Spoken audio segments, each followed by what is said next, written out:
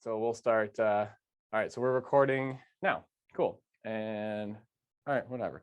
Okay, so we've solved. So unfortunately, that wasn't on video, but whatever. We got 15 is equal to Q. So to solve for P, what I'm going to do is I'm going to take this 15. I'm going to plug it in to both of these. I only need to plug it into one, but I'm going to plug it into both just to check, because I should get the same number regardless of which one I plug it into. Okay. And so let's just go ahead and do that. So let's start with this one because it looks easier. So 30 plus 3 times the quantity 15. That's the same thing as 30 plus 45. And leading scholars would contend that that is 75. Okay. And let's plug it in here just to check. So 120 minus 3 times, oops, not 75, times 15. Okay, so that's 120 minus 45. And is that equal to 75? All right, well, 120 minus 40 should be 80, and minus another 5 is 75. Hey, look at that. So this, whoops, has to be equal to 75. Is that how I did that? Kind of make sense? Okay, so let's do one more just so we have a whole set of how to do this, on the recording, so you can kind of see how I did it. Right, and I'll pick, different numbers. It probably won't work out. Well, I'll try to pick numbers that'll work out. So let's say, once again, I always find it easy if I just draw, supply and demand real quick, price and quantity.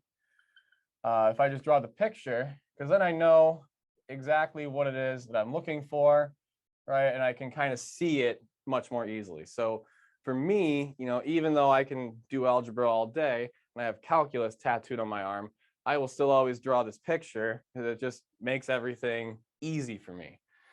So if you want to do it, cool. If you don't want to do it, that's fine too. Okay, so let's say this time the demand curve is given by P is equal to, let's say 200 minus, let's say, well, I'm going to make it a bigger number. Big numbers are hard, right? 400 minus 2Q.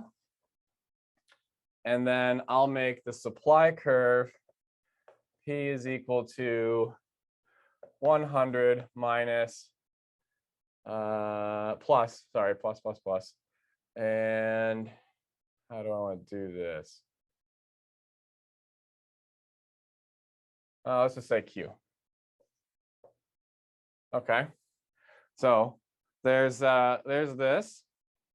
Okay, and so let's just solve for Q, right? So I can take these two, this equation here and this equation here. I can set them equal to each other because they're both equal to P, which is a constant.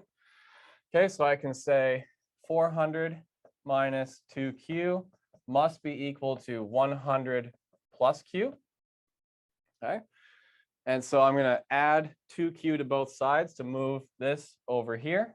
So I'm going to add 2Q, I'm going to add 2Q, and that should give me 400 is equal to 100 plus 1 plus 2 is 3, 3Q. And then what I want to do is I want to move this 100 over here. So I have to subtract 100 from both sides, right? Because as long as you're doing something to both sides of the equal sign, you're cool. It has to be the same something, but as long as you're doing the same thing to both sides, it'll always work. 400 minus 100, that should be 300, and that's going to be equal to 3Q. So I just divide by 3, and I get 100 is equal to Q. Okay, so we've solved for Q, so let's just put that in here. Okay, and then what I'm going to do is I will take this and I'm going to plug it in here and here. And again, I'm doing it in both just to check, because again, you should always get the same number. Okay, if you solve this correctly, you can plug it into either one you want and you'll get the same number either way. If you get different numbers, that means you did something wrong. Okay, so you want to go back and check. So this is an easy way to check this step of the work.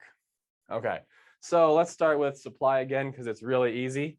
100 plus 100, well, that's got to be equal to 200. Okay, so we've got 200 as a contender here.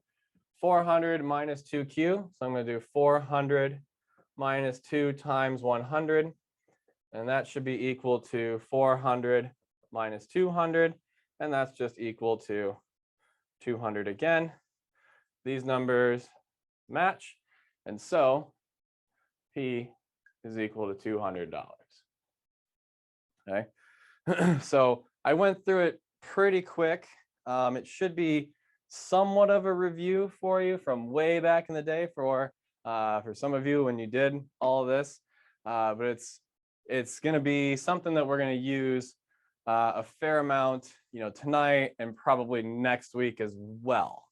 Okay, so does everyone feel comfortable with this?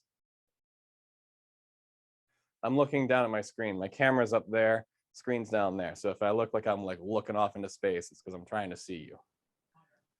Looks great. Okay, cool. All right. So tonight what we're gonna kind of focus on is this concept of international trade.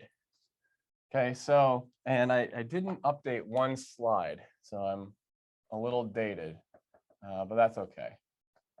Because it turns out President Trump did stuff, and I don't have an account of that in my slides, but it still is mostly true. And it's still true, but it's just a different word. Okay, so, oops, there we are. Okay, so just as a quick overall summary, have you guys ever heard of the concept of GDP? Here and there, what is it? Yep, gross domestic product. Yeah, it's gross domestic product. Okay, and what is it actually measuring?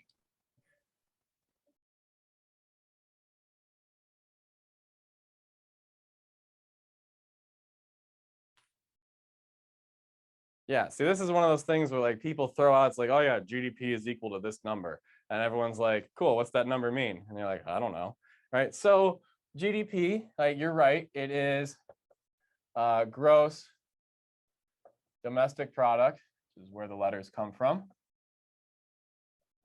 And what it is it's the dollar value of all the what we call final goods and services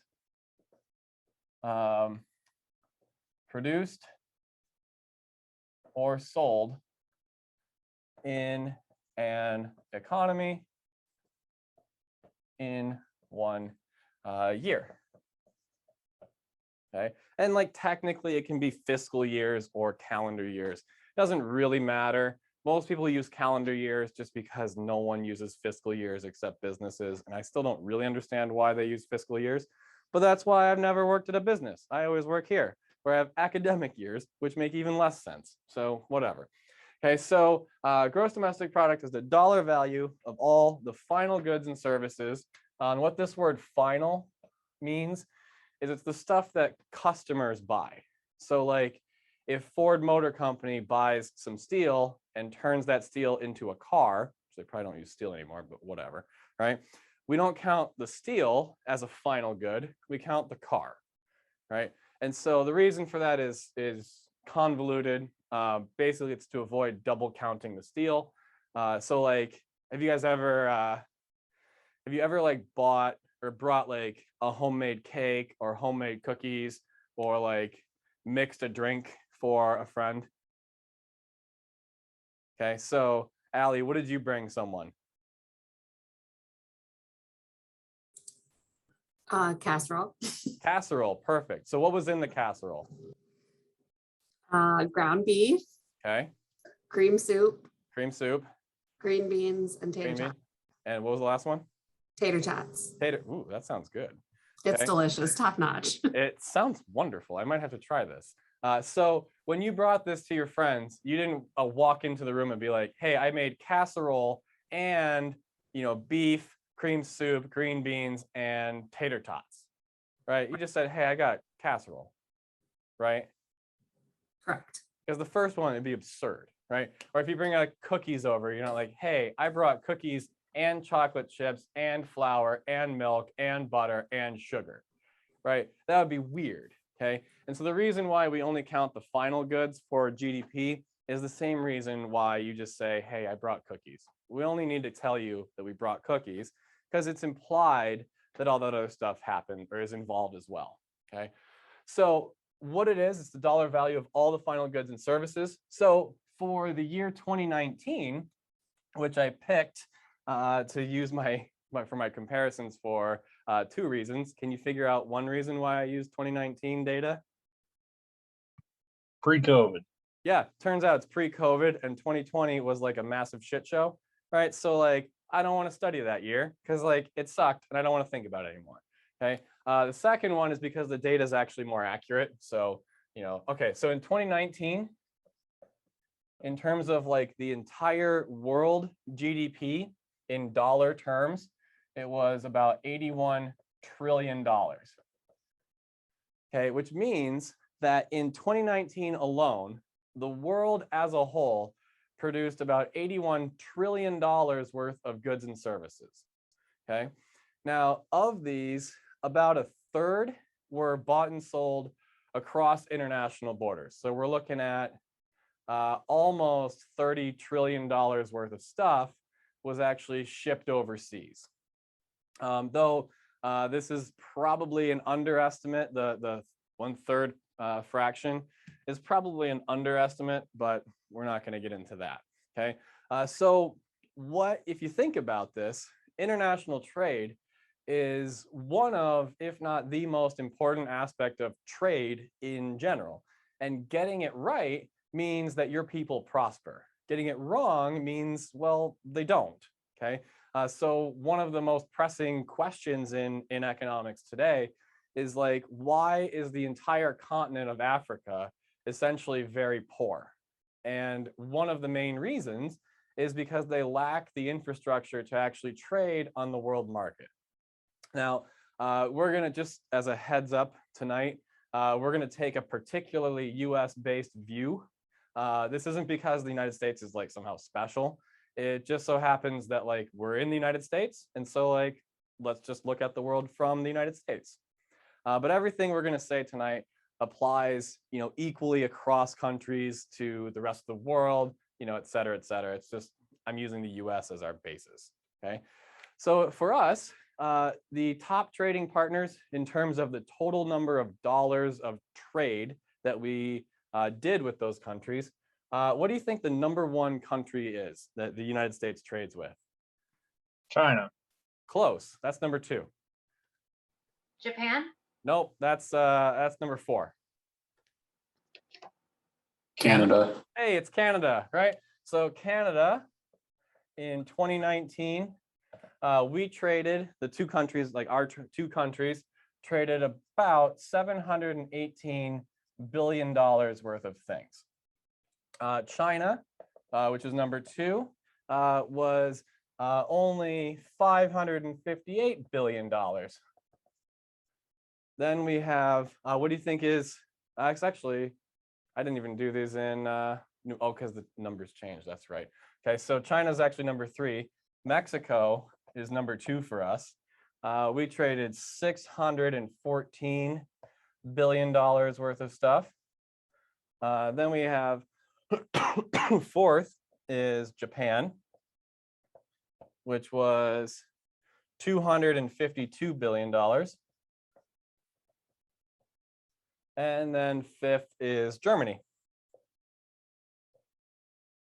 with a measly $173 billion. Okay, so our top 3 are Canada, Mexico, China, Japan, and then Germany. It's our top 5. Okay, so why are Canada and Mexico so much higher than even China? What will be your guess? Because they're closer. Yeah, turns out, like, how far away is Canada from here? pretty close, like not far. Yeah, it's away. like 3 hours away, right? I mean, and that's including the time that you wait at the bridge or the tunnel, right? So it's like 3 hours away to get to Canada. Mexico is a little bit further, but like not that much further, kind of, at least on a world scale. Okay, so it turns out that the reason why we trade with Canada and Mexico a lot is because they're like right there, right? Why is China number 3?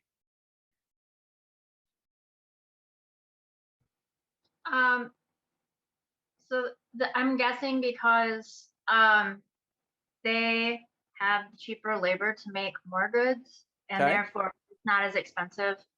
Yeah. Maybe with other countries. So China has very cheap labor, but so does Cambodia, and Cambodia is nowhere on this list.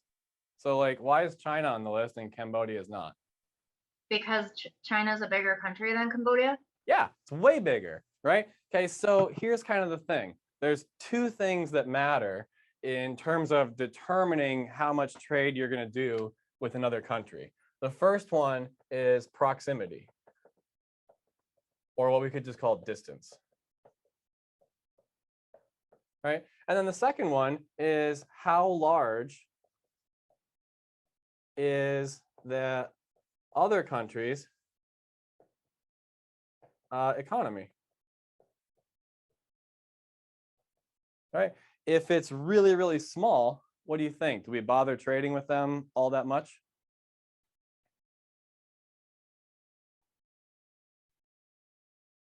Yeah, hardly at all, right? So if it's a really small economy, we don't really trade with them all that much. If it's a really big economy, we're more likely to trade with them because they're more likely to have stuff that we would like to purchase, okay?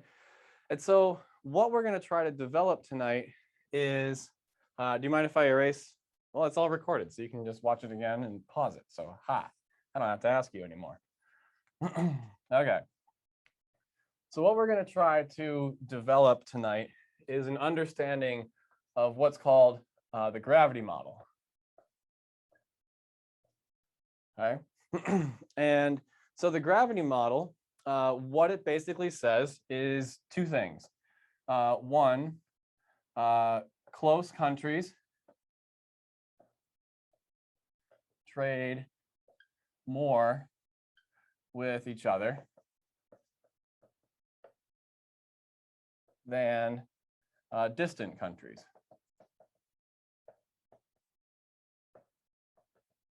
And then we usually add on the words ceteris paribus. Excuse me.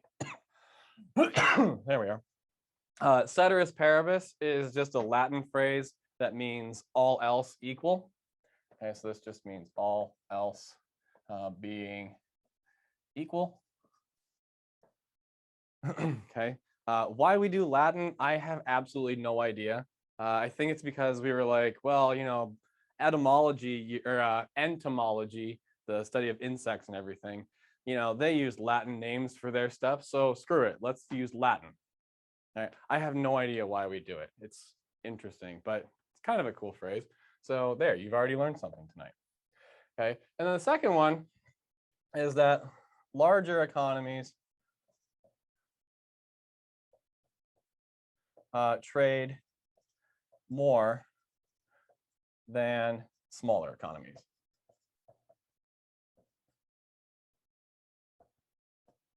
Okay, so that was kind of the starting point for the people who developed the gravity model at the beginning. First off, so this all is like not mirrored for you, right? Like you can read this. Yeah, we can read it. Okay, so it's mirrored for me. So I'm like, what the hell's going on, right? I feel like a weatherman or something, but whatever. Okay, so close countries trade more with each other than more distant countries. And then larger economies trade more with each other than smaller economies. And again, this is ceteris paribus, okay? So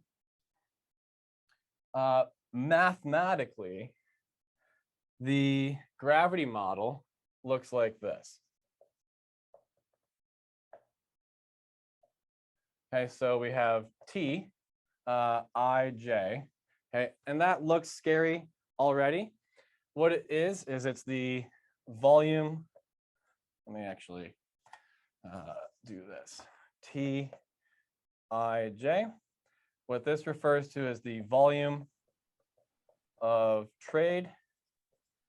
Dr. Hebert, Yeah. can you write a little bit bigger when you do math? Yeah, Just a little tiny bit bigger? sure. Thank you. How's that? Much better, thank you. Cool. Okay. Sorry about that. Thank you for that, though. All right. So Tij, that refers to the volume of trade between countries I and J. Okay, so if we had like the US and China, Tij would be the volume of trade between the US and China, where the US could be I and China would be J. Okay, so Tij is going to be equal to A, which is just a constant,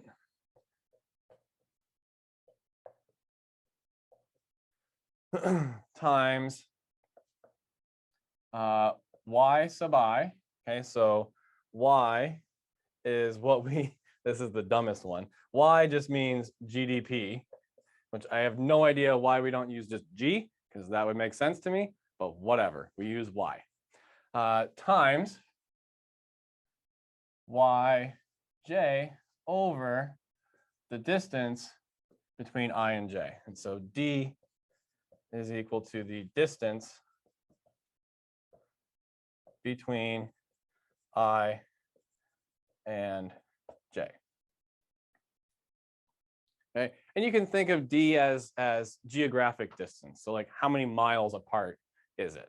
Okay, and that's it, right? That's the whole, technically there's exponents, but we're gonna skip them. So don't worry about exponents here. Okay, the exponents that the model actually uses are only there to make things work better, but whatever. Okay, so why does this model work? Well, here's kind of the thing. If you think about what happens to T as either the GDP for country I or the GDP for country J gets bigger, well, T should get bigger, right? And remember, that was one of the presuppositions, is that larger economies trade more than smaller economies, right? Again, ceteris paribus. So if either of these numbers go up, this number goes up, and that fits our prediction, right? So if Canada were like dirt poor, or if something were to happen to Canada such that their economy, plummeted, we would probably trade less with them because they'd have less stuff. And then the other side, remember, if distance is great, then we trade less. Well, if distance increases, this fraction gets smaller. We're dividing by a bigger number. And so T should go down, right? And so this equation, if you want to think of it, captures both of those concepts that we're trying to get at. That the size of the volume of trade is determined by the size of the economies and also the distance between them. Okay, and so intuitively, it kind of makes sense. So like, are you specifically more likely to trade or go shop in, say, Ann Arbor, or are you more likely to trade in, say, Las Vegas, right? Which, like, if you needed, to go buy something, would you go look in Ann Arbor, or would you go to Vegas to go try to find it, and why?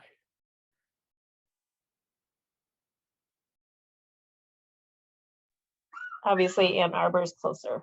Yeah, so we are more likely to go to Ann Arbor, right? Even though it's a smaller economy than Vegas, right? Because I mean, I don't know if you've ever been to Vegas, but like they sell everything there, which is nuts. Okay, and they sell it 24 hours a day, but it's way over on the other side of the country for us, and so the distance is really big.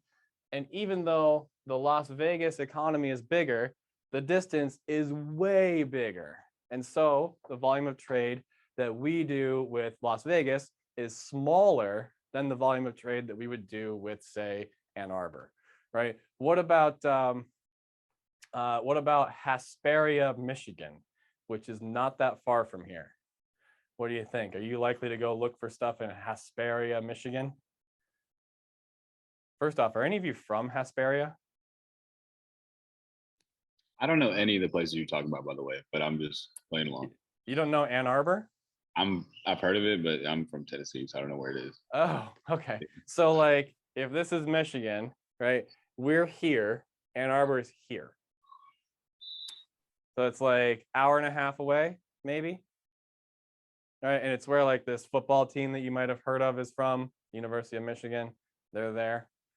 Never heard, you're like, no, never heard of those assholes, right? I'm with you. Basketball guy. Yeah. Well, their basketball team Yeah, is I know. there Okay. too. I've heard of their basketball team. Okay, yeah. So they're based in Ann Arbor too, as it turns out. Okay. Hesperia, Michigan is a really, really small town. I think here's kind of the facts about Hesperia. As of 2018, their population was 1,954 people, and their city has a median income of about $30,000.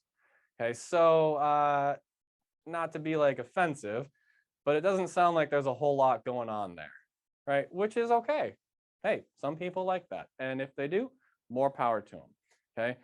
Maybe Hesperia is an undiscovered gem, but maybe not, okay? So like, why are we more likely to trade with places in Ann Arbor than we are with places in Hesperia? Well, Ann Arbor's got more stuff. So even though the distance to Ann Arbor is greater than the distance to Hesperia, GDP is way higher because there's more stuff there. And so we're more likely to drive to Ann Arbor to do our shopping than we are to Hesperia. Unless you wanted to get a Hesperia t-shirt, then like you have to go to Hesperia, right? I doubt they even have it though. Okay, this is the gravity model. Does it, the way it looks like, it kind of makes some sense? Okay, so there are some shortcomings to it. It's not a perfect model, like any model. It's got some problems. As an example, the United States and Europe alone account for about 25% of the entire world's GDP, which is kind of nuts, right? So like the United States plus Europe equals a quarter of all of the things produced in the entire world combined. But we only spend about 2% of our incomes on European products. Okay, but what we can do with the gravity model is we can try to start understanding what we might consider to be anomalies, which is just a fancy word for mysteries. Okay, so let's try to get some interesting things. I'm going to skip that. Okay, so if we apply the gravity model to countries like the Netherlands, Belgium, and Ireland, which are all roughly the same distance from the United States, as each other, what we would find is, and they're also roughly the same size of economies, what we find is that actual trade between the US and the Netherlands, Belgium, and Ireland is much, much higher than we would predict, okay? And so the gravity model alone would predict a relatively low amount of trade, but the truth is that we actually trade with those countries a lot, okay? And so what we would need to do is like dig deeper to understand more about what's going on, okay? So why do you think the United States trades more with Ireland than the gravity model would predict? Because a lot of big companies went there for tax breaks. Okay, so there's that, right? But even with that, just because there's the tax stuff doesn't count toward GDP, and it's not a trade that's going on. So there is that aspect where a lot of big corporations have their headquarters in Ireland. The last I saw was it was something like over 700 like American firms have their headquarters in Ireland because of taxes and everything. But that's not really why we trade with Ireland. That's just why intellectual property is held there, and intellectual property doesn't count toward GDP and blah, blah, blah. All right, so why do you think we trade so much with Ireland? But I like where your head's at.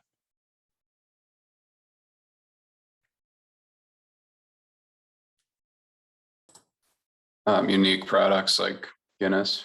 Okay, so they have unique products like Guinness. How many of you have ever been to like a St. Patrick's Day party, you know, like in the before times?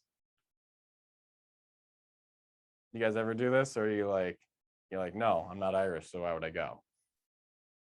Or do you recognize that like for one day a year, everyone in America is just a tiny bit Irish? Right? You ever hear anyone say that?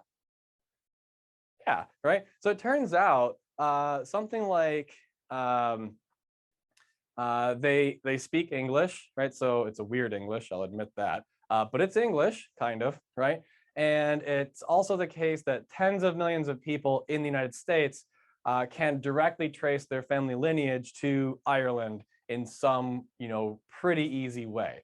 And then we also have like a big cultural thing where we like Ireland for some reason. Okay, so we trade a lot with Ireland because they are actually like kind of cool and we like Ireland. Like we just like them. And so we trade more with them.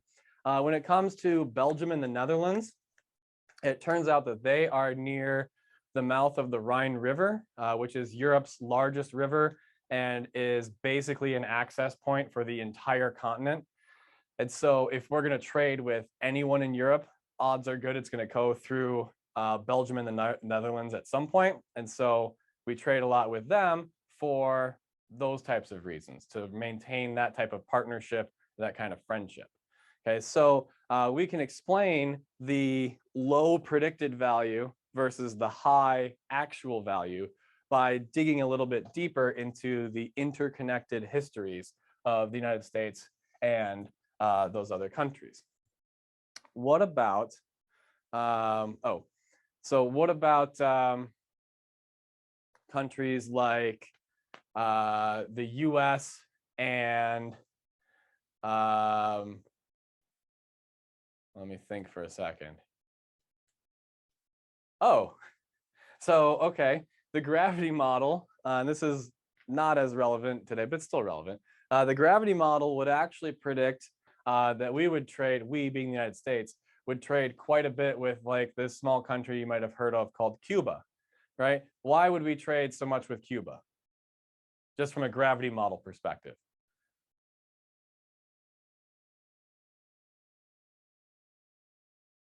It's close by. Yeah, it's really close. Okay. Why did we not trade so much with Cuba for a very long time? The Cuban Missile Crisis. Yeah, it turns out we were really pissed off about that for like 50 years, right? And then President Obama was like, I'm going to lift that. And then you go into like a cigar shop and you're like, can I buy Cuban cigars, please? And they're like, not quite, right? Because we still have that, even though it got lifted, which is kind of weird. Okay, so you can look at like the volume of trade that we should trade according to the gravity model with Cuba is much higher than the amount of trade we actually do, okay, which was basically zero for a long time. And so why is that the case? Well, we had a trade embargo. Yeah, that's what I'm looking for. We had like a whole Cuban embargo on products. So if you wanted to buy Cuban cigars, you had to buy them, like someone in France had to buy them and then ship them over to you, or more commonly, Canada would buy them and then ship them to you. And that's how you would do it. Not saying I used to do it, but I used to do it. Okay, does this all kind of make sense?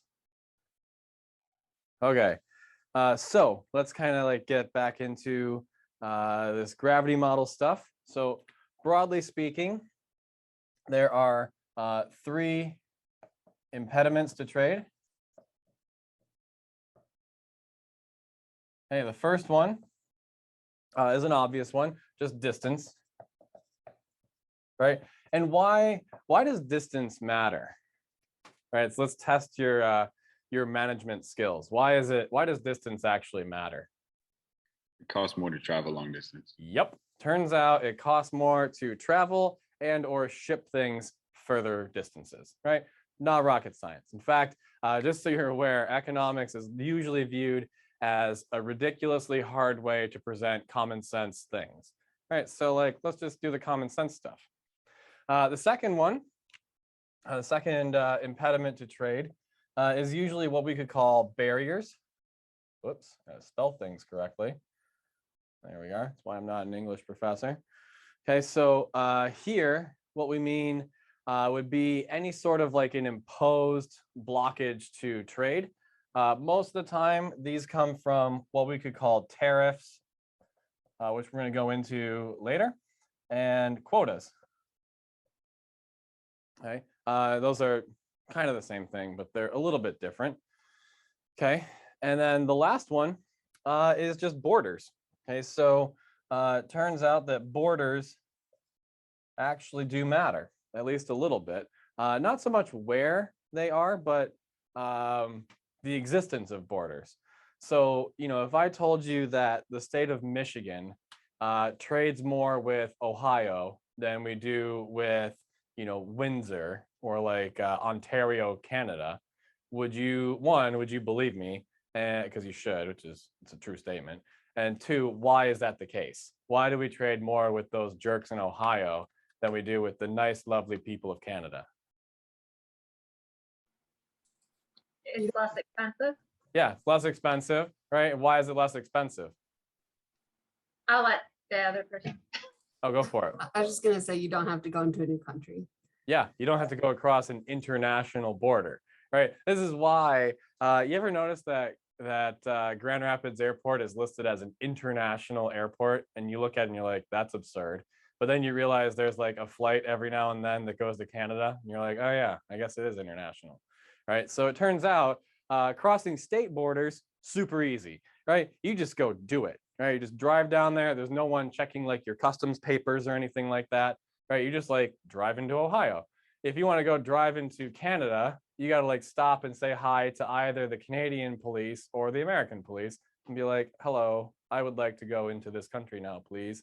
Right. And then like, maybe you can do it. Right. Yeah. So I got stopped at the border one time. That was kind of fun. Because whatever. But anyway, I don't remember why, which means it probably wasn't interesting. So anyway, so these types of things are the main impediments to trade. Okay, so let's just try to apply it a little bit. So suppose we have two countries that are both really large economies in terms of their GDP, and they're both close, or I'm sorry, so they're two large economies in terms of their GDP, but they don't trade with one another all that much, right? What are some possible explanations?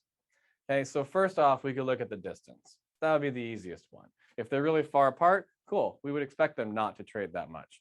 But what if the distance is really low and they still don't trade all that much with each other? Think, for example, China and Japan.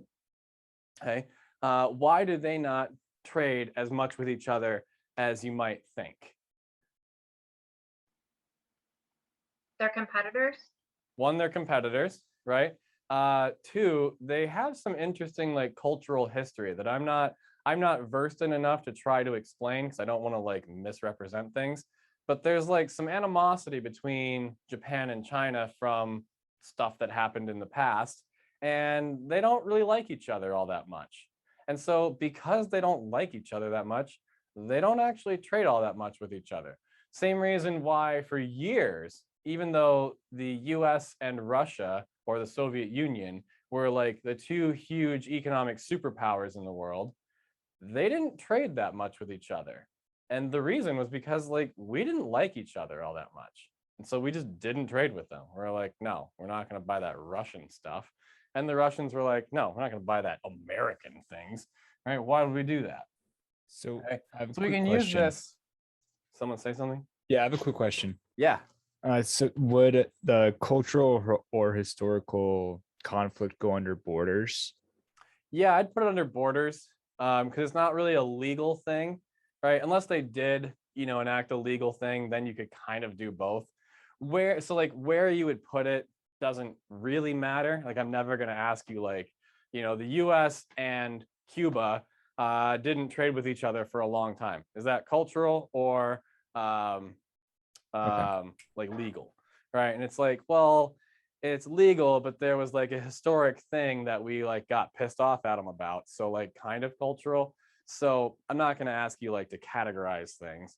I'm just saying like, hey, these are the three main reasons. Okay. Awesome. Thank you. Now, okay, cool. So let's take let's look at like the country of Nepal. Okay, so Nepal is actually a really fascinating example. Okay, so it turns out the country of Nepal basically doesn't trade with any other country hardly at all. Now, one reason is because their country and their economy is relatively on the small side. Okay, so like that's one reason. But even still, the amount that they trade with other countries is really, really, really small, is much lower, I should say, than the gravity model would predict. So why? I'll give you one thing. It's not cultural, because pretty much no one, as far as I'm aware, nobody really like hates Nepal. All right, they're kind of like, oh, it exists. Noah, what were you gonna say?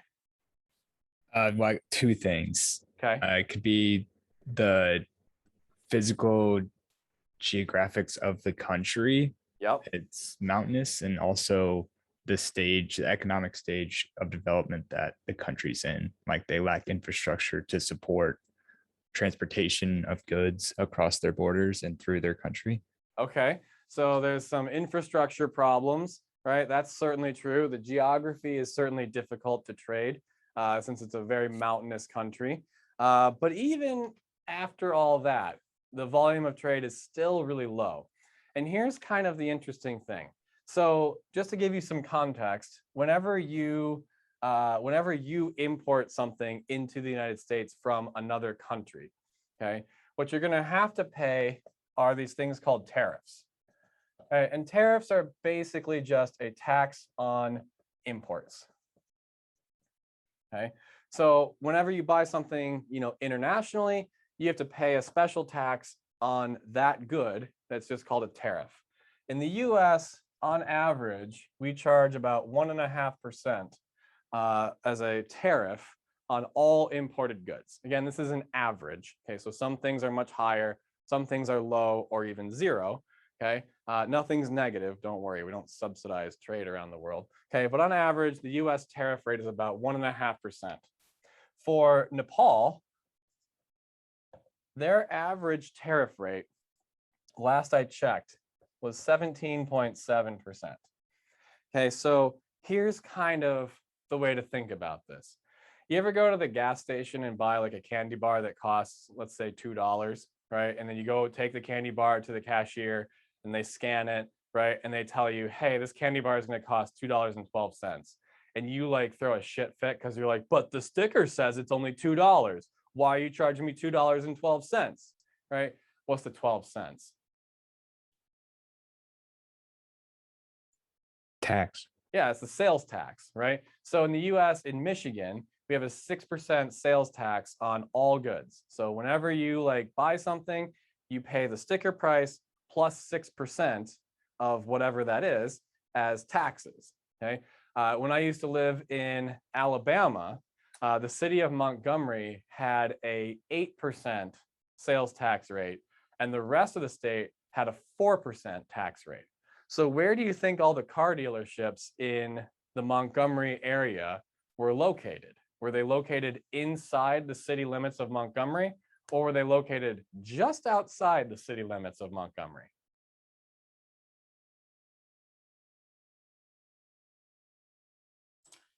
Just outside.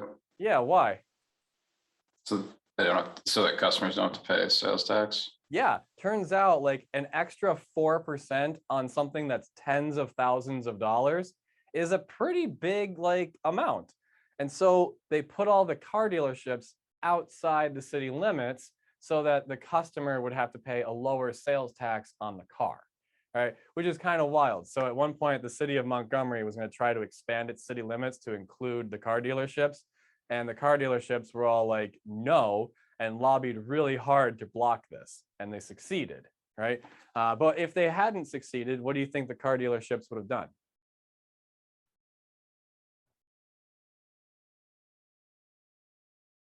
Well, they just moved, right? We're like, all right, cool. We'll move outside the city again. Done, right?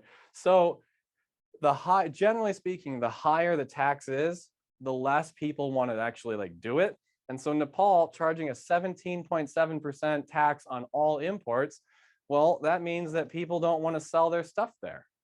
right? Because they're going to face a really high, or more accurately, the people of Nepal probably don't want to buy things from other countries because they're going to pay a really high tax on it. Okay, so we can look at the gravity model, see something that like looks weird, and then dig deeper into that country's history, geography, culture, but also their trade policies, and kind of get like an understanding. So what this kind of is, or what we're trying to get at here, is that economists are kind of like detectives, right? In other words, we're basically Batman, right? We are the world's greatest detective. There's no mystery we can't solve if you give us enough time, okay? So you have to understand what the theory predicts, in this case, what the gravity model predicts, is like what the world should look like. And then when you see differences between, you know, let's say big differences, if you see big differences between what theory predicts and what the world actually shows, you know that there's something going on in the background that can explain that. That's not, you know, the economies or the distance. Does that kind of make sense? Cool. Do you all feel like Batman now? Very good. Hell yeah, right? I feel like Batman. I should get a Batman like mask and put it on for this lecture. And then you'd all be like, why the hell is he dressed like Batman? And I'd be like, because I'm Batman, right? And I'll do like all that. Okay. So let's think about what's going on in terms of like the world and trade. Okay. So if you think about the history of the world in terms of international trade, right? Let's imagine for a minute that we're back in like the year 7. Okay. Do you think there's a whole lot of international trade going on?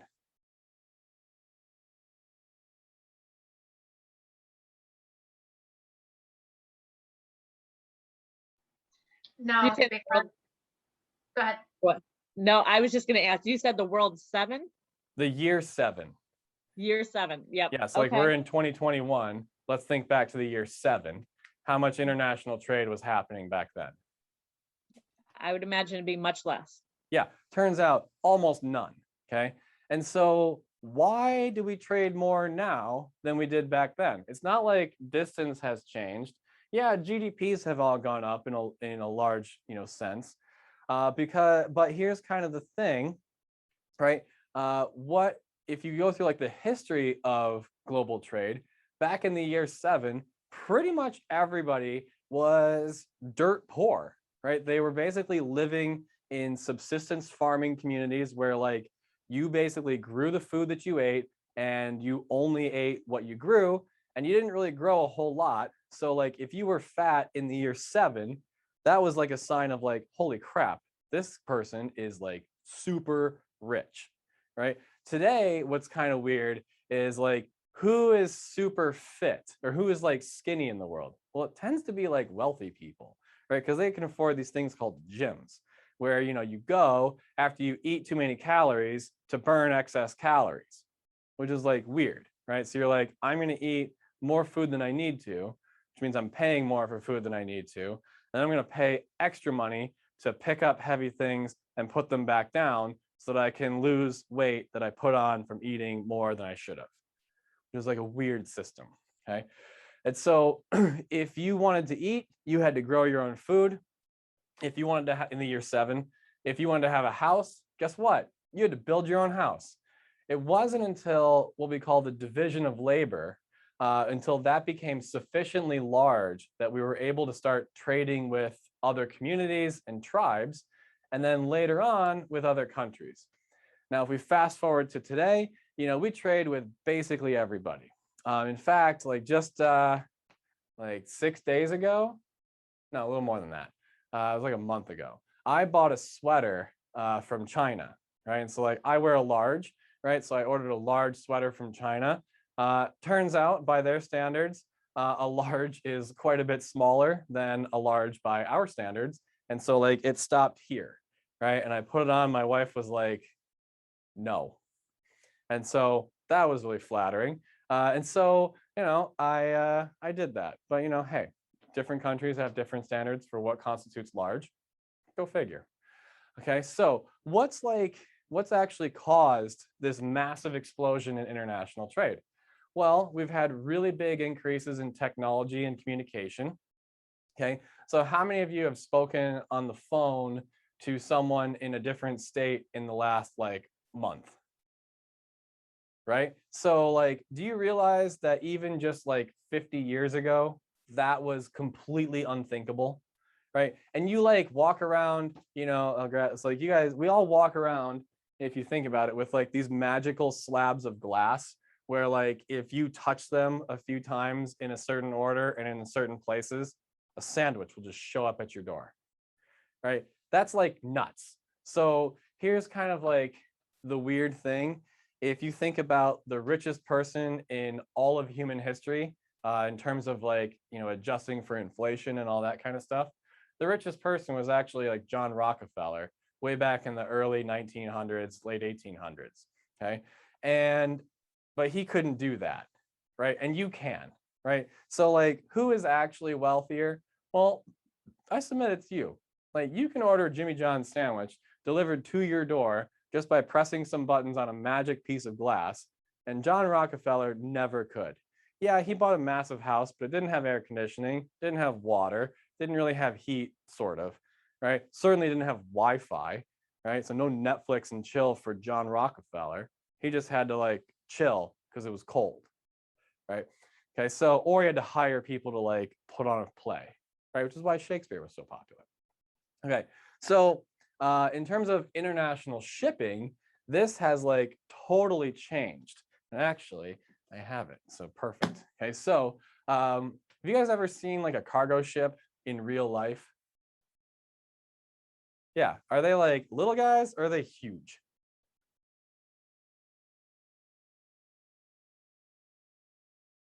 Huge. Yeah, they're massive, right? And so like they're just like huge. You ever think about how many miles to the gallon a cargo ship gets when it's cruising across the ocean? You want to take a guess at how far a cargo ship goes on a gallon of gas when it's Maybe cruising? 5. Huh? Maybe 5. 5 miles? I don't know. It's got to be low. It's very low. It's a lot lower than 5. I'm gonna assume it's that whole gallons to mile versus miles to gallon thing. Okay, yeah. It's how many gallons does it take to go a mile? That's the better way to think of it. So Wow. here's the actual number. For every gallon of fuel that a cargo ship burns, it goes 28 feet. That's it, right? So like my office is approximately 14 feet long. So for 1 gallon of gas, a cargo ship would go across my office and then back. And that's it, right? And so like think about how many gallons of fuel it takes to get across the ocean, right? That's just nuts, okay? And so throughout history, there have largely been 2 great like waves of globalization. The first was the invention of the railroad, steamships, and the telegraph. Okay, so what these did is made shipping and communicating just absurdly fast by previous standards. So, you know, before these things, if you wanted to travel from New York to Oregon before railroads, it could take 4 to 6 months. So like if you've played the Oregon Trail, right? That game is like fun and you can complete it in like an hour. But in real life, it takes 4 to 6 months to ride from New York to Oregon by like horse-drawn carriagey things. By rail, when they introduced the first railroads at the time, it only took a couple of days. So like, can you imagine what people back then like must have thought about this like railroad and like this like, holy shit, you know, I can get across the country in a couple of days now. That's just nuts. Okay. The second great wave was the rise of things like cargo ships and the internet. Okay. And actually, there's a really cool book. I'll put it close here called The Box. And it is this thick. And all it is about the shipping container. Right. And it's just a fascinating book. I highly, highly recommend it. Okay. And so what the shipping container has done is made it ridiculously easy to not only transport things across the ocean, but then I'll stop. There we go. Okay. But also to get things off of the boat and onto like a truck. Okay. So it's said that before the shipping container was invented, it would take just as long to unload a ship once it got to port as it would for the ship to cruise across the ocean, right? And then the shipping container comes along and you can just pick it up and put it on a truck and you're done, right? And so that's just absolutely absurd. Okay, so the technology today exists that we could wake up in Grand Rapids, we could fly to London for lunch and a pint of beer, and then be home all in less than 24 hours, right? It'd be expensive, so like I don't recommend it, but like you could do that. And that's just nuts, okay? Especially compared to like historic standards, okay? And so, yeah, there's that. All right, so we should be like starting to get a better understanding of countries trading with each other, what basic factors influence how much they trade with one another, and a pretty rough history of international trade, okay? So what exactly are we trading? What's actually in those shipping containers? Okay, so over half of all international trade is made up by manufactured goods. So these would be things like cars, computers, and clothing. We also ship things like fuel, mining products, as well as some agricultural products, though all three of those combined only account for, the last I checked, about 8% of all of international trade. So not a whole lot. One of the most interesting trends has been the rise of information technology. So for example, I'm pretty sure that you've called a call service, like a customer helpline, and gotten someone who wasn't living in the United States, right? Have you guys ever experienced that? Like you call like an IT helpline and you get someone in a different country, right? So chances are that that person actually lived in Bangalore, India, which is kind of crazy. So like if you have a problem with your computer or your phone or your tablet and you call that customer hotline, odds are pretty good that someone in India is actually helping you with it, which is like kind of nuts from like a historic standpoint. So like imagine if you had a problem, 100 years ago and the only person that could answer it was a guy in India, you'd be like, well, shit, I guess I have to write a letter and mail it to them. And it's going to take like months to get back. Okay. Or if you think about the near future, you're probably going to have surgeons able to operate on patients around the world through the use of robots. So like you could just go to Spectrum Hospital where they're going to have a big fancy robot somewhere, and a doctor, the world leading doctor in, let's say, London, could perform the surgery from there, which is just like, that's just wild. Okay. So one thing that trade economists are really interested in studying is the effect of information technology on trade patterns. So when a service that was previously done, locally is shifted to a foreign location, we call that service outshoring, or offshoring. And I guess we don't need the gravity model up anymore. Okay, so service offshoring is when you like shift the performance of a service to another country. Sometimes we also call it service outsourcing, right? That kind of stuff. We even see in Colorado, there are something like 10 different McDonald's that are all linked together into like one big network. And there's just like one person in a central office that handles all the drive-through orders for all 10 of those McDonald's at the same time, right? Which is like kind of crazy, right? So you don't actually, like, the person taking your order at that McDonald's isn't at that McDonald's. They're somewhere else. And if they can be somewhere else in the state of Colorado, they could also be somewhere else in the world and still do it.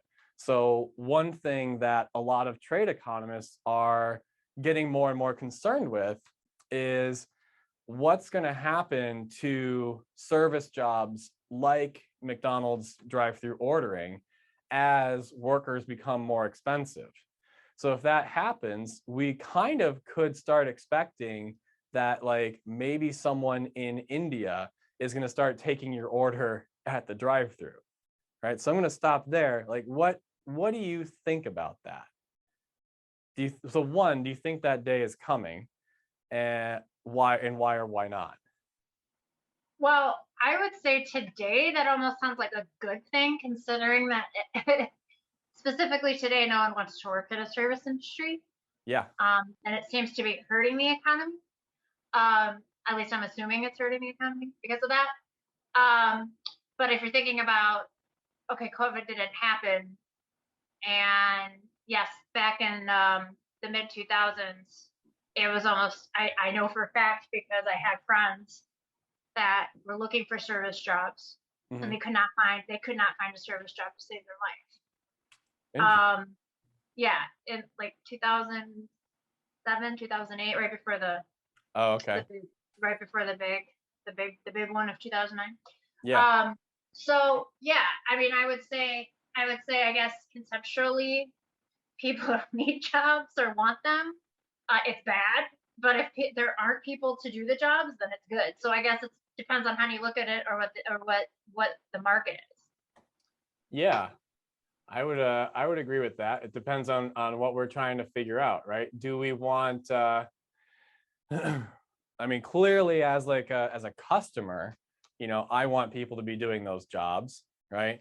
But what about as like a potential worker? So like, what if you wanted to work in the service industry job, but all those jobs were taken up by people who worked remote from, say, India or where else are they getting people like that from? Let's just stick with India, right? So like, how would you feel then? So like, what about the people who, that maybe that's the only job that they can conceivably perhaps do? Then how do we start feeling about it?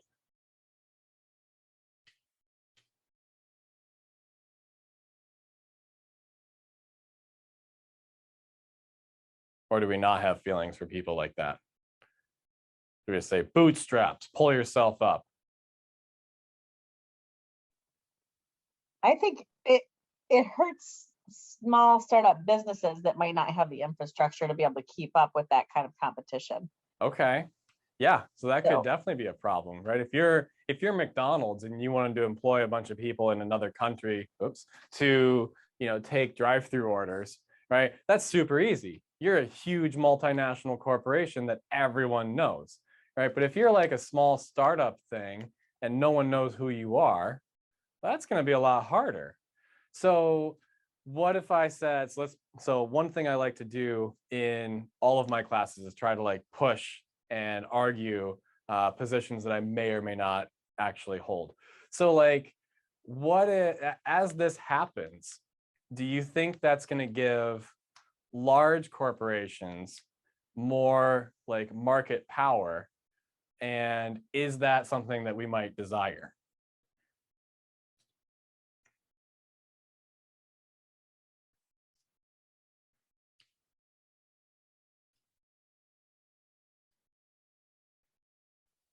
In general, yes, I think it would give them that, but I don't know that that's anything that I desire, just because I tend to be rooting for the little guys, but Okay. just me. What does everyone else think?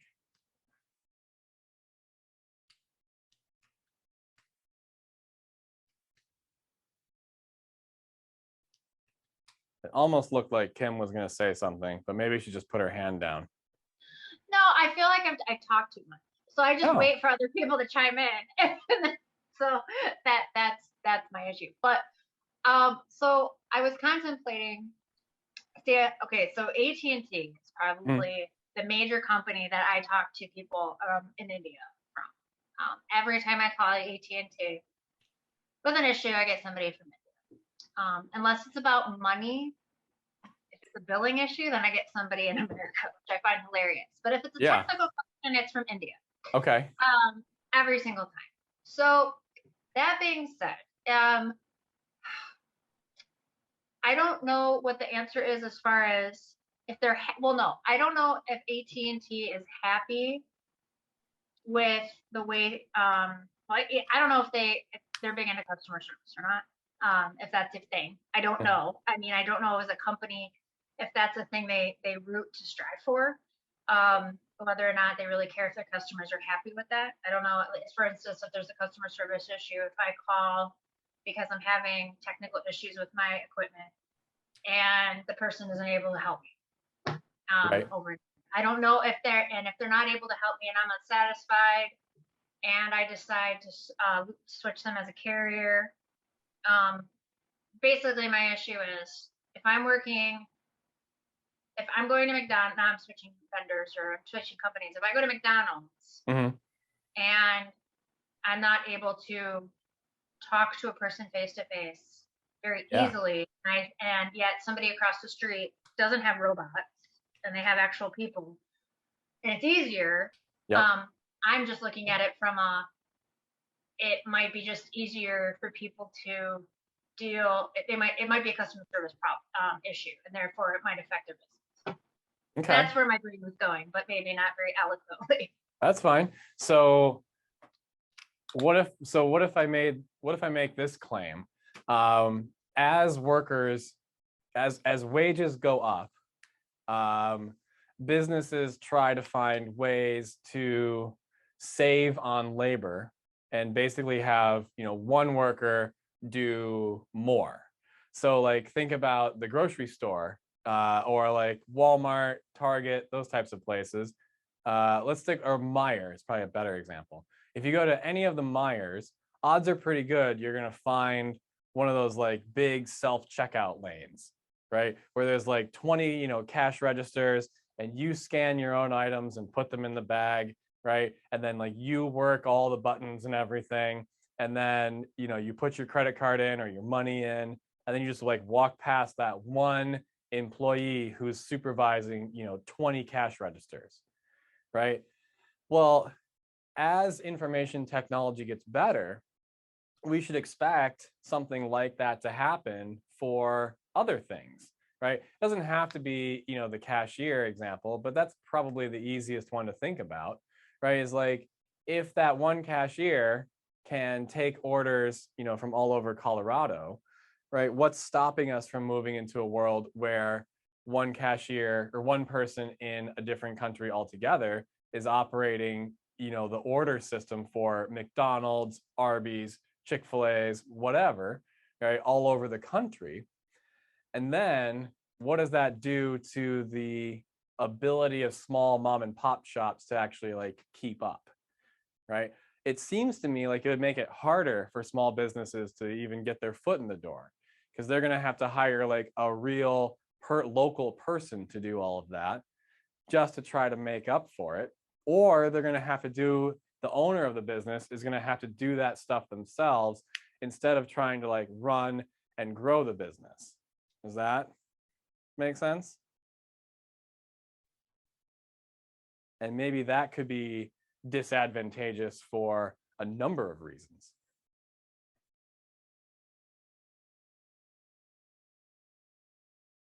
Hunter, what do you think? Just about the trend you talk about with automation and stuff. Yeah, so like as we move into a world where more and more people are working somewhere else and they're doing things that are currently being done here, does that give big companies more of an advantage than they already have? Is basically my question.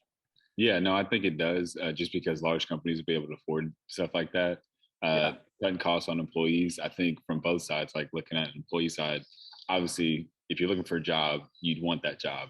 Right. But from a managerial perspective, it makes sense how if I don't need to pay that and I get someone else or something else to do it with no cost or little cost, then it makes sense. But morally, I don't know where I stand.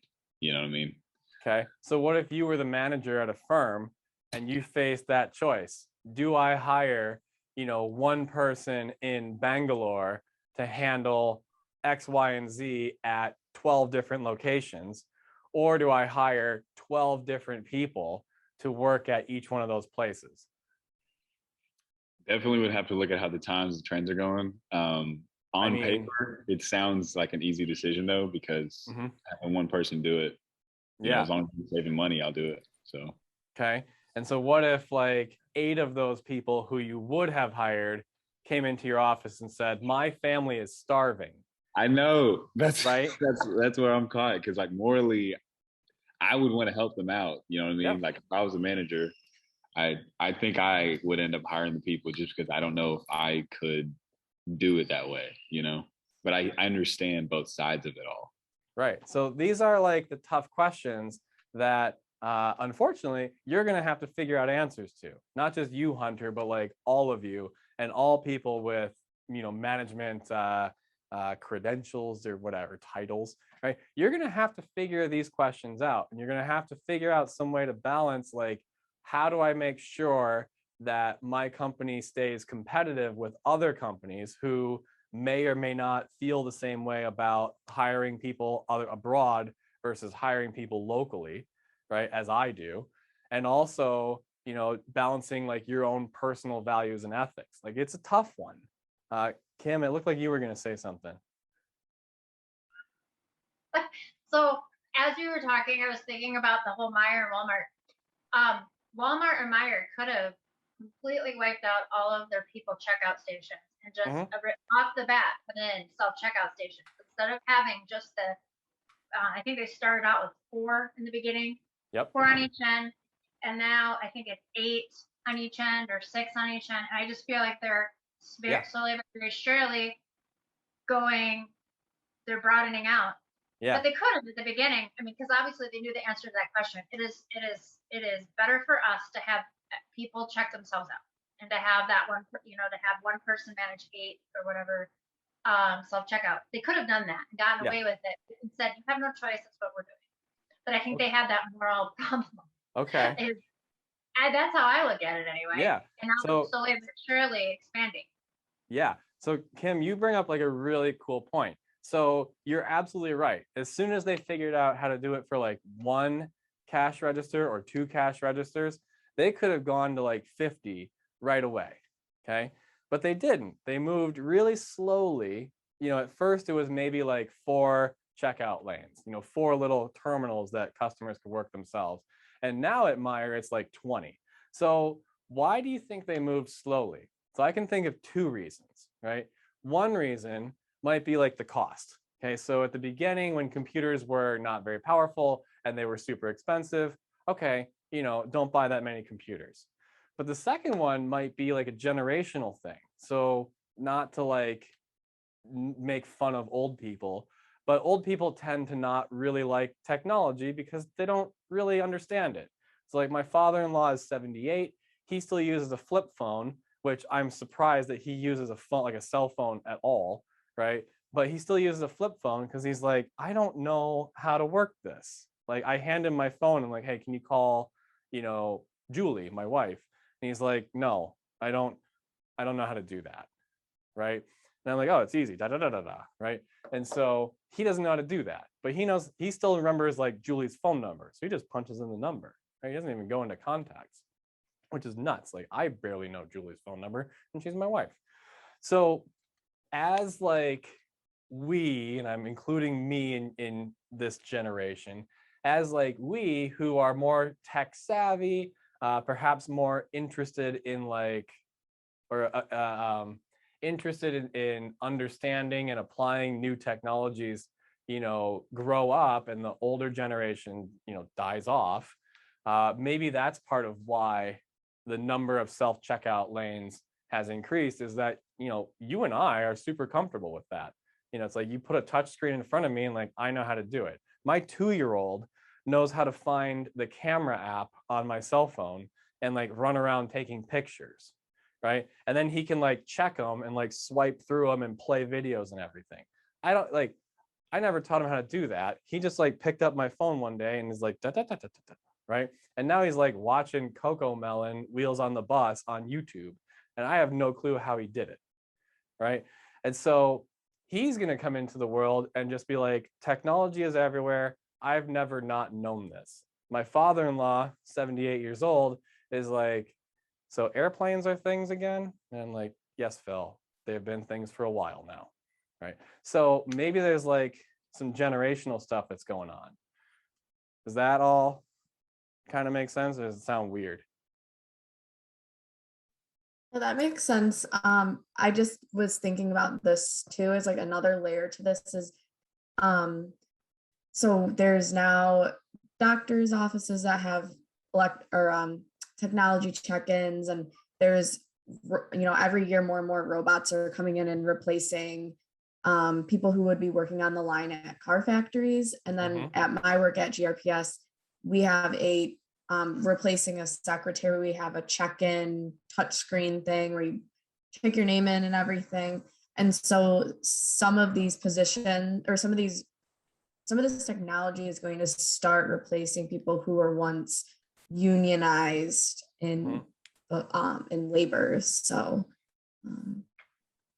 I was just thinking about that as we were discussing, which is a disadvantage for employees. Yeah, absolutely. So here's kind of another question. And I'm going to ask it in probably the most offensive way I can think. Should we, as consumers, should we care at all about the plight of would-be or potential employees? Or should we only care about the price that we pay and the quality of the good or service we get in return? Well, I think based on what you've been teaching us in economics, it's a lot of self-interest. So okay. But I remember I can care about other people and do nice things for them, and it's still in my self-interest. Does it have to be one or the other? No, it could be a continuum. I feel like I would pick and choose. Yeah, but picking in between is kind of like saying, I don't know, right? So like, let me ask it this way. Would you err more on the side of care about employees or only caring about price and quality? Right, so if you think about like, let's say it's like a scale of 1 to 10, where like 1 equals like only price and quality, and like 10 is only care about, potential employees, right? What you just said is like, I'm a 5, right? Which is like, cool. Okay, so let's just say you can't say 5. What number do you pick then? I think I lean more on the caring about the potential of the employees. Okay. Yeah. Because in order to really have a company, you need to have some employees, and the work output of the employees is going to affect your quality. Okay. But what if I can reduce the number of employees and lower price and increase quality? Yeah, I guess on the flip side of that, if you're able to automate more tedious tasks, it might make the job, like, give people more meaningful jobs. So if you work at McDonald's, if they don't have to take orders because people put it on a touch screen themselves in the drive-thru or whatever, or AI or something takes care of it, then they can be doing something more productive or more that they might enjoy more anyway. Do any of you, so let's ask a follow-up question to that one. Do any of you have like the Starbucks app on your phone? Okay, Yes. So I do, right? And whenever I drive, so my like home Starbucks is the one on Wealthy Street across from the D&W, right? Not the D&W one. I don't like that one. I like the real one. Okay. So whenever I go like anywhere near that coffee shop, a notification pops up on my phone and says, hey, you're near Starbucks. Do you want to order your favorite drink or the drink you usually order? And I can set, tap yes, or I can tap no, right? Or I can swipe and like ignore it entirely, right? So, Andy raises a good point. Like, what if we get to the point where some sort of algorithm is basically doing our ordering for us? So if you look on Amazon, they sell these like pads that you can put, toilet paper, paper towel rolls, you can put whatever you want on that pad, and then you label it and say like, hey, this is toilet paper. And what that pad does is it weighs the toilet paper, and when it runs low, it automatically orders a new one for you, right? So now like we're even removing the necessity for the consumer to choose to order things. So like, what if we got to a point where every single thing that we have in our house is like on a scale or on some sort of a sensor, and if it's no longer there, right, Amazon or Walmart or some other company just like sends you a new one and charges your credit card? That would be wild, right? Imagine Maybe that for like someday the that's coming. fridge. What's that? Imagine that for like your fridge. They already have Like it. they It's have already there. that. Yeah, That's they have. I think a it's game GE. changer. Yeah, so I think GE makes the smart fridge that knows like how many eggs you have, how much milk you've got, how much butter is in the fridge, right? And like basic things. Like if you have like some weird, like if you have like palm juice, it's not going to keep track of that. But like basic things so far, it's like, oh yeah, you're running low on milk. Here, I bought some for you. It'll be here tomorrow, right? And then like a box comes and it's like, there it is. There's your milk, right? So like, I don't know, maybe we're moving to that. As information technology increases, we might not even like outsource the work to other people. We might just outsource it to computers entirely, which is nuts. So, okay. So does that kind of like perk you up and be like, huh, there's some like weird shit coming down the pipeline, right? And you as management, fortunately, at least for now, right, we can't really automate managerial decisions, right? Because like someone has to make the call. And so far, it seems like people are going to have to do that because you can imagine things and computers can't, right? So thank God for management, right? Okay, so what I want to do with the last little bit tonight, and then we'll kind of just call it good because I'm also getting tired. Okay, what I want to do is like do some practice, just bring it back to the gravity model and do some practice. So remember the equation, I'll write it bigger, sorry. The equation is Tij is equal to A times Y sub I times Yj over Dij. Okay, and so what I want you to do, or what I want to do, is just work with this a little bit and see if we can figure out like which one of these examples is an anomaly. Okay, so here's example 1. And I'll make a quick table actually. So I've got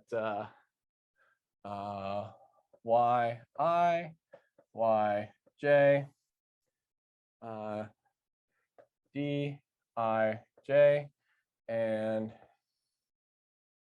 prediction. And let's say let's say actual amount.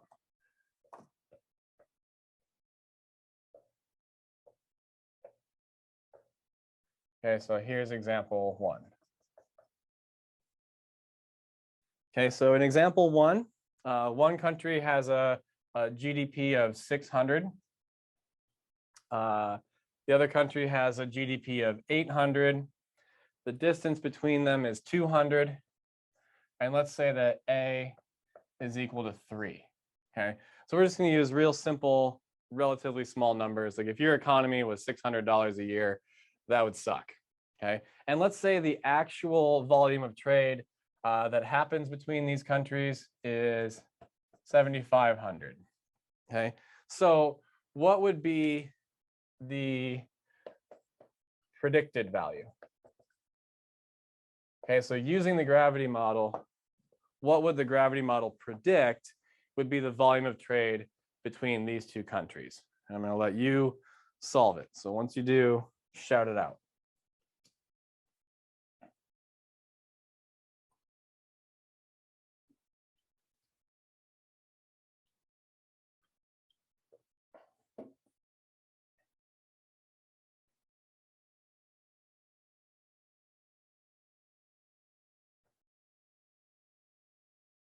7,200. Yeah, 7,200. Okay, so the predicted amount is 7,200. After looking it up online, at there's a lot of different websites you can get the actual volume of trade. The best one is probably the CIA World Factbook. They have tons of data. But anyway, so the model predicts $7,200. There's actually $7,500. Does this difference seem big enough for us to like launch into a full-scale investigation?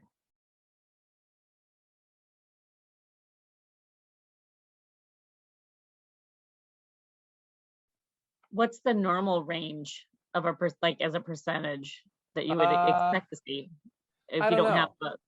the, okay. I mean, so there's not really a normal range, but intuitively, if you were trying to count something and you thought there were 7,200 of them and there were 7,500 of them, do you think like someone would be super pissed about you being off by, less than 3%? It's all relative. I mean, yeah, it's all relative, right? I mean, if this was like, diamond encrusted wedding rings, then yeah, someone's gonna be pissed off about it, right? And if it was like stupid little number 2 pencils, right, someone's gonna be like, all right, whatever, you're off by 300. So let's say it's pencils, right? Is someone gonna get super pissed off about you being off by 300 pencils?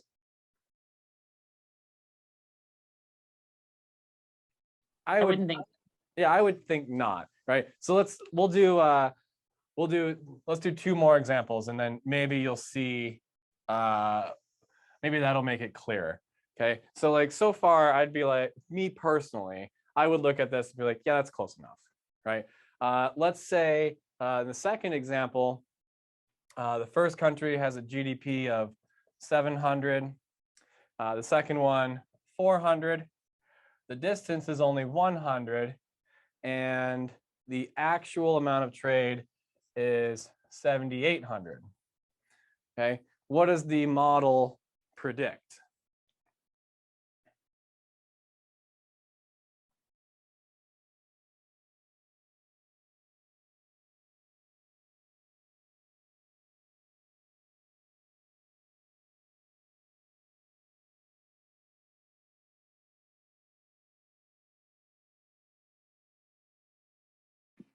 Is it 5,600? I had a different number. Gosh, I ended math. I got all my math credits out the way like 3 years ago. So That's okay. I got 8,400. 8,400. 8,400. Okay, so I don't have the math in front of me. I just have the answers. So anyway, I got 8,400, and it sounds like other people did. Remember, A is equal to 3. Sometimes that throws people. Okay, so the model predicts that we're gonna have this much trade. We actually have this much trade. That seems a little bit interesting. It seems like more interesting than this one, right? Both because the actual is lower than the predicted value, but also the relative differences are bigger, right? Okay, so now let's do another one. Okay, and so let's say this one is 500 for the first country's GDP, 700 for the second. The distance is only 50, and the actual amount of trade that happens is 5,000. Okay, what is the predicted value?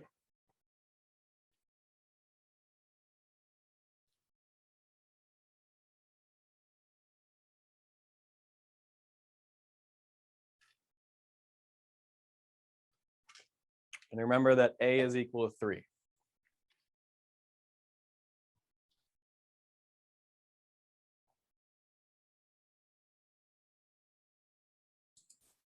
$21,000. Yeah, 21,000, right? Okay, so the model predicts that there will be $21,000 worth of trade that happens between these countries. The world reports that there's only $5,000. Okay, so of these three, which one would you be like, whoa, something's going on here? The third. Example 3. Yeah, the third one by far, right? And so like, what would be some possible explanations for why there is so much less trade between these two countries than the gravity model predicts? Okay, and you can't say distance because we've already done that one. That's already there, right? So what would be some other explanations? Historical and cultural differences. Yeah, so there could be some cultural differences between the countries such that they don't really want to trade with one another hardly at all. Okay, so you could think of it's just historically there has been a lot of let's just say tensions in the Middle East, and they tend to not really like working together. And so maybe these are two Middle Eastern countries that just don't want to work together. What else might be going on here? Their borders are closed. Okay, so this could be during the age of COVID, right? And so borders are closed. So I don't know if you guys saw this, but Australia is having a really hard time with COVID lately. They can't seem to get vaccines into the country hardly at all, apparently. And so they've closed their international borders basically entirely, unless you have special permissions or a special exemption. And presumably that includes like, hey, I'm carrying a bunch of vaccines, so like, let me in, right? So that presumably that's like an accepted, come on in thing. But they're also now, I think it's New South Wales, maybe, I don't remember which one it is, but they are piloting a mandatory app that if you are in quarantine, you have to download an app, and they being like the state, I guess, government officials can text you at random, and you have 15 minutes to take a picture of yourself and prove that you are, in your house quarantining. And if you don't, they send the police to your house to do a check and make sure you're there. What do you think about that? Okay, I've never thought okay, I'm not one of those people that have ever thought like that government making me, or people making me get the vaccine is close to like World War II, Nazi Germany, but that is like the closest I've heard to it being like World War II, Nazi Germany. Right. That's a little crazy. But what would that do to the amount of trade that would go on, between that state and other Australian states? Well, it would super decrease it, right? We would predict a lot more trade between those two areas, between, that state in Australia and some other state. And I should point out, like, this is a pilot program. There's only 50 people enrolled in it right now. So like, it's not like a full-on thing, but they're kind of like, they might be going that way. But maybe these are two countries, during the age of COVID, and one has really high rates and has closed their borders, right? So we can use the gravity model to detect all kinds of things. What would be like one more possible explanation for why there's so much less trade between these two countries? Right, so let's say it's not COVID, and it's not a cultural or historic difference. Maybe one country has really high tariffs. Yeah, maybe one of the countries just has really, really high tariffs. Now, here's kind of the thing. From the gravity model itself, can you tell which country has the high tariff?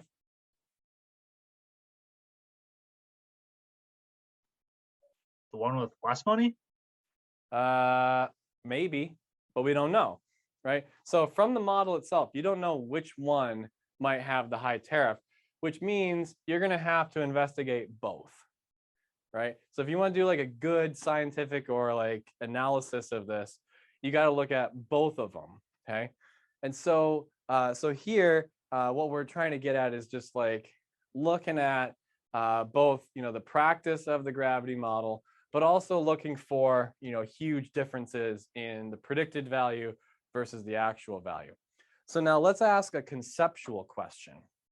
Okay, why using the gravity model, why might it be in the United States or any other country for that matter, best interest to help encourage economic development in other countries?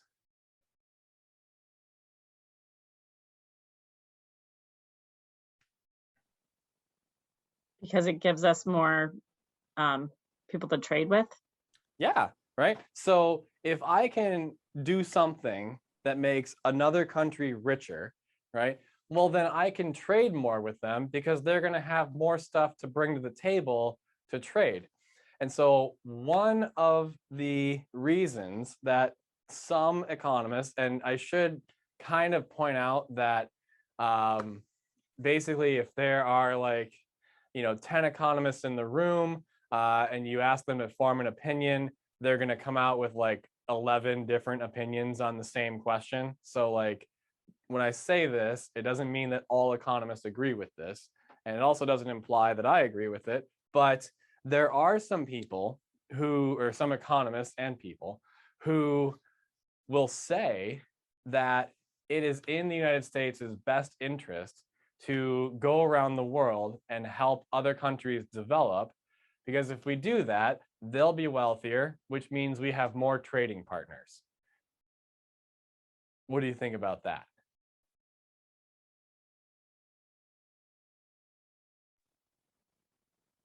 They could also become more competition as well, right? Yeah, they could become competition, right? But the flip side of it is they could become really good at doing something that like we already do.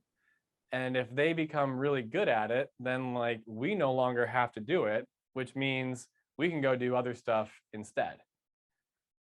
Right? So, if you think back to like the year 7, right? If I wanted to wear a shirt, well, I had to wear the shirt. I had to make the shirt, right? Or like my family had to make the shirt, right? But now, I can go like goof off and talk about economics for a couple hours, and then I go to the mall or go on Amazon in the case of my Chinese sweater, right? And I can just go to the store and purchase one, right? So whereas like it would take me like my entire life to make a shirt that looked like this and was like somewhat decent quality, right?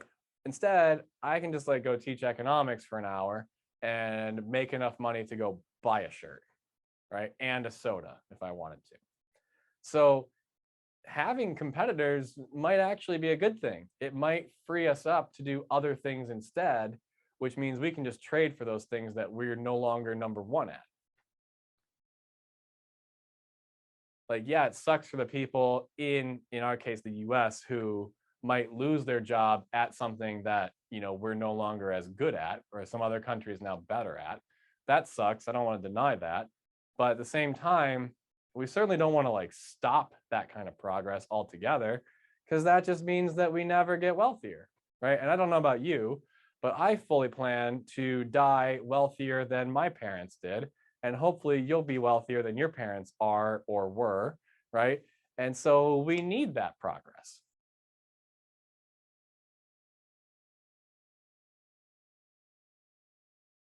Right. What else do you, so are you all gonna like run around, like write letters to Congress and be like, we should do international economic development?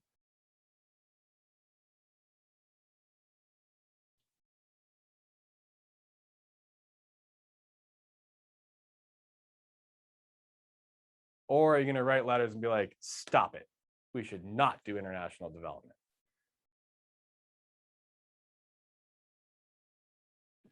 I guess it would kind of depend on like in what ways will we be helping? You know what I mean? And again, I don't know anything about I'm pretty young, but even just this whole recent Afghanistan deal, like I don't know the whole involvement of helping versus hurting, and I'm ill-informed on it all. But in situations like that, I've heard, in some cases we're helping countries, some cases we're not. So I don't know where the line would be, but if it makes sense to help other people, to help everybody, then maybe that's what. So there's a really good book called Doing Bad by Doing Good by Chris Coyne. This one is all about the times where we tried to help and actually made things much, much worse. And he goes through and tries to document pretty much every, he looks at humanitarian efforts, and he comes up with like 3 examples where we might have done more good than harm, but in all the other ones, it seems like we did more harm than good, which is kind of wild. Okay, now I'm not arguing that he's right, but there is a book about it if you want to learn more. Okay, and there's certainly not, so one thing is like, there's not a right answer to this question. Okay, so like, don't think I'm looking for a specific thing. Actually, this is kind of an important topic. Okay, so, and we'll say this, and then I'll answer any questions that you have, and then we'll call class good for tonight. Okay, so in all things, there are these things like positive analysis, and then there are what we call normative analysis. Okay, so a positive statement is kind of like if blank, then blank. Okay, you can like test it. If you want to think of it this way, it is a scientific question or statement. Okay, so like if I drop this marker, then it will hit the ceiling, right? So like that's a positive statement, and I can test it, right? So, oh, turns out I was wrong. It hit the desk instead. Okay, so I can disprove a positive statement, or I can prove one. So like if I, drop my lacrosse ball, right, then it will hit the ground, right? And it did. So cool, right? So that one is confirmed, right? The marker one is wrong. And unfortunately, I don't have a helium balloon, so I can't do the other one. Normative analysis, or normative statements is probably more accurate. These have the words like should or like ought. At some level, they are like judgments. Okay, so most of the like discussion-y questions that we've had tonight were all about your normative positions. Okay, and like I said, there's not I can't prove a normative statement. So like, should you as managers only care about how much money you make, or the price of your product versus the quality of your product, or should you care about your workers? There's not a right answer to that question, and I can't like prove it scientifically in any way. You have a value judgment that you have, and that's great, right? But what you can do is you can use positive analyses to try to help inform your normative statements. Okay, so let me give you like a classic example here. Okay, and this one, so we're at a Catholic school, so I'm going to make fun of religion just for fun. Okay, so there is a claim that has been sort of tested and sort of has some evidence that let's say government sponsored religion is, I'm going to say typically, lower quality than what we could call private religions. Okay, and what I mean here is more about like the quality of the sermon, or like the services that the church performs for the community. Okay, so way back in the day, there were these 2 people named Adam Smith, who you might have heard of. Has anyone heard of Adam Smith before? What's he famous for?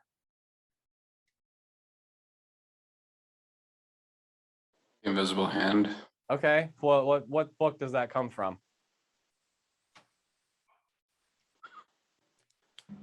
Wealth of Nations. Yeah, what's the full title? That's the short, lazy title.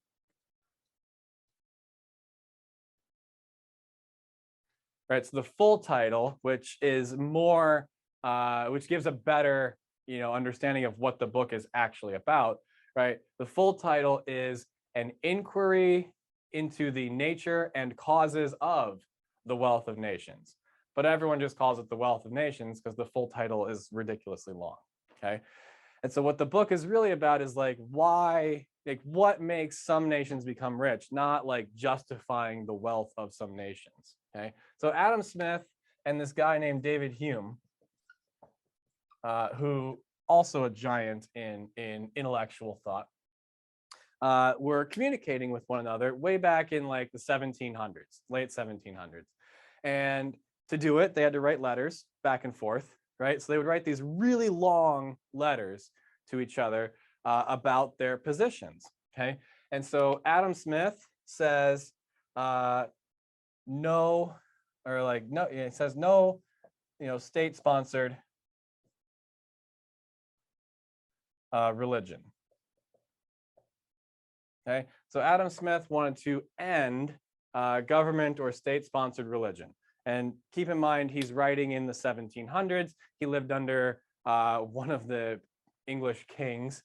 Okay, David Hume lived under the king as well.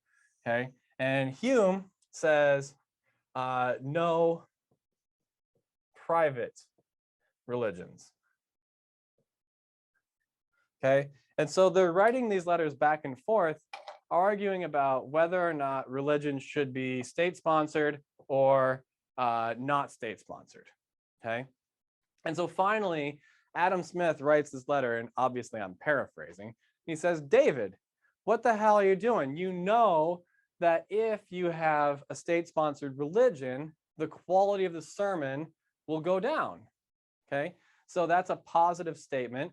And Adam Smith's normative thing is that there should not be a state-sponsored religion, okay? David Hume writes back and says, yes, Adam, I agree with you. If there is state-sponsored religion, then it will be lower qualified or lower quality. That's why there ought to be no private religions, okay? Now, it turns out Adam Smith was very much a practicing, not a Catholic, but he was very much a practicing Christian person. David Hume was an atheist who thought that religion was the source of basically all of the conflict in the world at the time. And so, because of that, David Hume wanted to see fewer or like less religiosity. And so he wanted to have government-sponsored religion, thinking that that would reduce the problem. Adam Smith, very much a Christian person, thought that religion was a very good thing and wanted to see more of it and higher quality of it. And so he said, hey, don't have state-sponsored religion, right? So both of them used positive analysis to support or lead them to a normative conclusion, okay? Now here's kind of the thing. What do you think I'm going to test you on? Do you think I'm going to test you on normative things or positive things?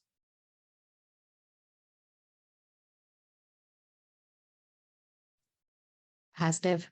Yeah, I'm going to test you exclusively here, okay? This is kind of like beyond what I can do, right? This is like, I don't have a direct line to God, right? That's Father Stan, who's like, building is over there, right? Or for, I can't remember who it was, but for whoever works at Acton, Father Sirico, right? That's a Father Sirico question or a Father Stan question at Aquinas, right? The normative stuff, go ask them.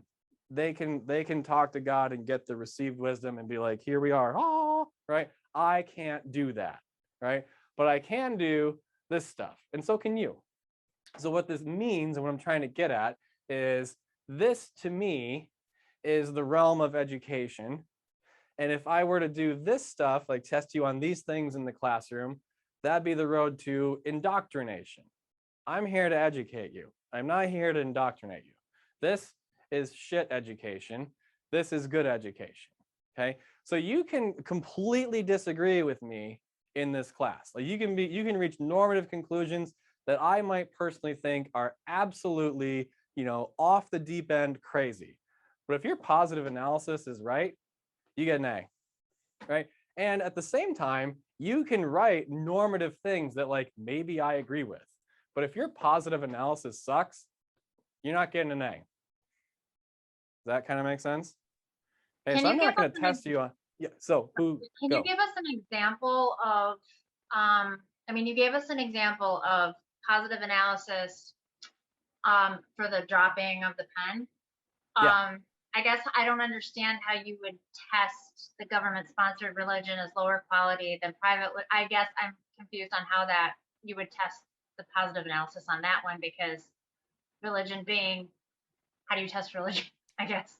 Yeah, so you're not testing whether or not God exists or anything like that. You're testing like so the way that they did it is they looked at like attendance patterns of the parish.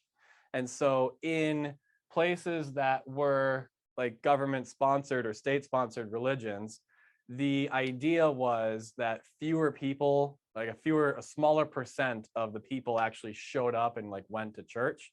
And the supposition is that that was because the quality of the sermon was really low. Okay. But in places where the pastor has to like convince you to donate money to the church, the sermon's got to be really good. Right. So like the other way to think of it is, what if like the only way for me to make money teaching you all was for me to collect tips from you? So like you don't have to pay tuition, right? But you have to come to my class and you pay what you feel the class was worth, right? Well, if that was how I was paid, I would be like super dynamic. I would I'd make like websites and graphics and like all kinds of cool stuff, right? And I would just be like the greatest professor that any of you have ever met. And who knows, maybe I already am, right? But because I can basically do whatever I want, right? Because I'm salaried, I don't have to try as hard to get the money. Like I'm going to be paid the same whether I work, really hard or whether I don't, right? So a less pious person than I would perhaps be like, hey, you know what? I'm just going to phone it in. We're doing this class online. So like, here's a bunch of pre-recorded lectures and some like online homework for you to do. See you later. Email me if you have questions, right? So like if you've taken like a fully virtual asynchronous class, you probably were like, this is kind of boring, right? And it wasn't like as inspiring and as fun as being at least synchronous. Like this is clearly not as fun as being in the classroom together, but I bet that it's more fun being able to have the back and forth dialogue than not, right? So the more that like someone's pay is contingent on the quality of their output, typically the higher the quality output is going to be. And so that's what they tested with the religious thing. Is like in some places what happened is they went from like a fully private or like donation based church setting, and then they moved to a state sponsored one where you didn't have to donate money to the church, and the church just got a certain amount of money from the crown. And what they noticed is that a lot of people stopped going to church, and the mechanism for that was that the sermon itself just basically became worse. Like the priest would just kind of show up and be like, all right, here's a cracker, have fun, God be with you, right? So they were basing it on attendance. That's the proxy that they, yeah. See, So, I thought I wasn't focusing on that. I was focusing on the religion aspect, and like what they were preaching, the quality was bad. I'm like, well, that to me is how do you prove that? I mean, that's all based on your opinion. So I was a little confused, but now I get it. Yeah, so it is kind of like, it is a value judgment, but if you have the same group of people, because remember, this is like the year, 16, 17, 1800, where people aren't just like moving all that far. So like whoever's in the town in, 1750 is pretty much the same people that are there in 1770.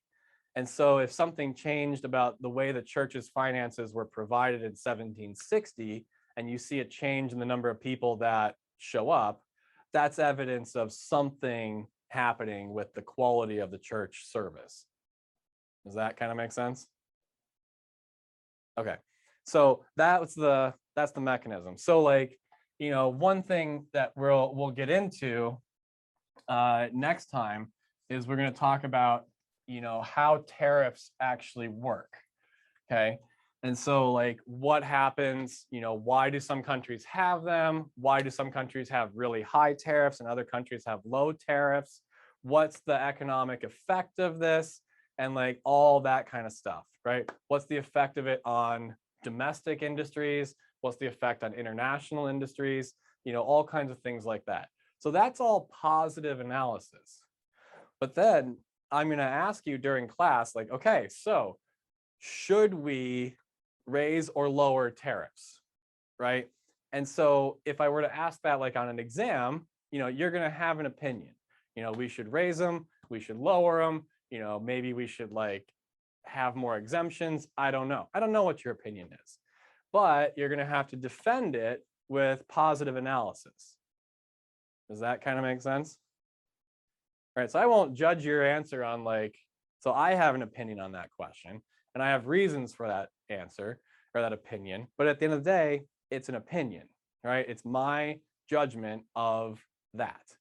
You might have a different one, but if you're using correct positive analysis to support your conclusion, cool, you get an A, done, no questions asked.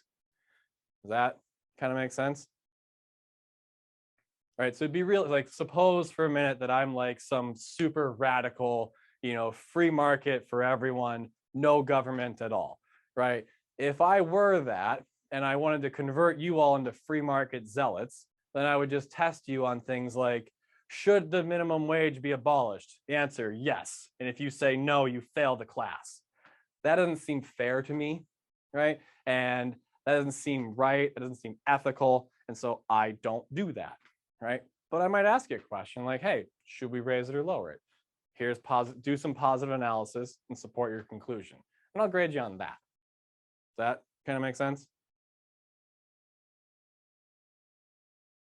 Cool. All right. What thoughts, feeling, what questions do you have about the things we talked about tonight? Or is everything just like crystal clear? You're like, yep, I am ready to go out in the world and apply this.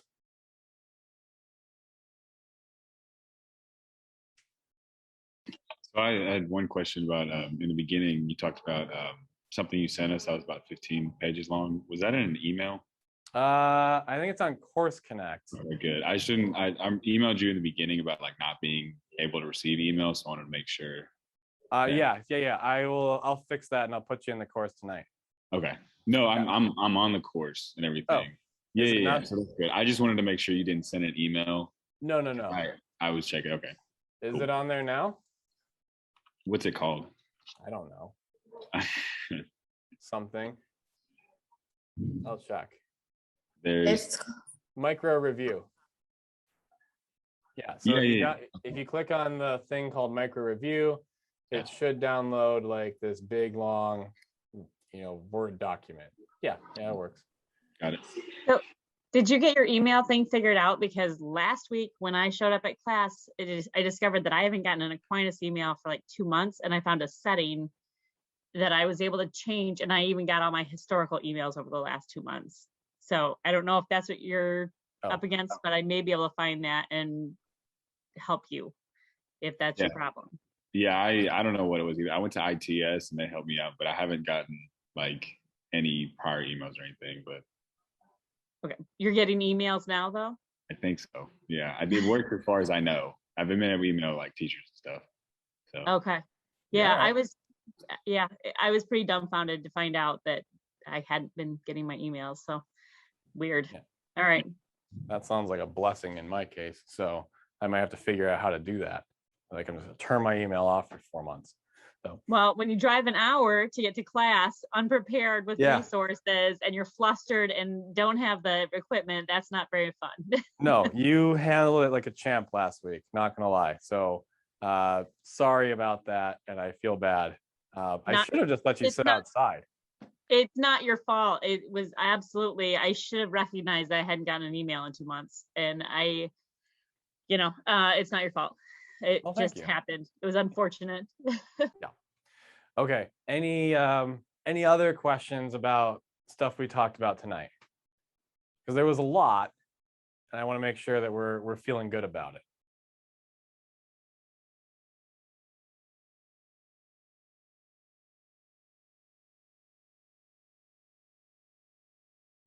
Okay, well, if you do have questions at any point about anything, I'm going to put tonight's lecture slides up on Course Connect and a few other things to go read and look at on your own, and then we'll chat about that some more next week, and then we'll get into international trade policy and how all that affects both domestic and international markets. Cool. So I have a couple of quick questions, not related to that, but just about the format of the class and exams. Yeah. What are we looking at? What should I prepare for? I have a lot of balls in the air at any given moment. So anything I can know ahead of time, it'd be okay. great. So we are on week 2. We just finished up week 2 of the class.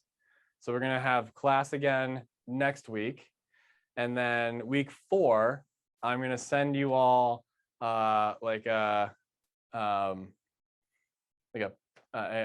I'm just going to call it an exam, right? Because I don't know what word to use. Okay, but I'm going to send you a thing to go do, and you have to return it to me by Friday at midnight. I will grade it over the weekend. We'll go over any questions that were like popularly missed in week 5, and then we'll just kind of keep going. Okay, so for week 4, we won't be meeting on Zoom.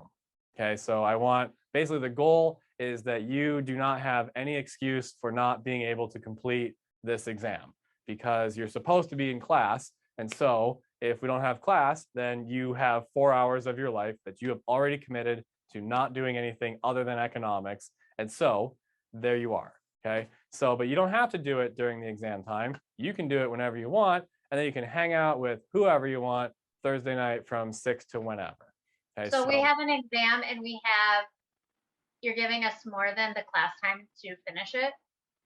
I mean, yeah, you will have more. You'll have all week to do it. So I mean, you can do it. Thank you. My last professor, we had 2 hours.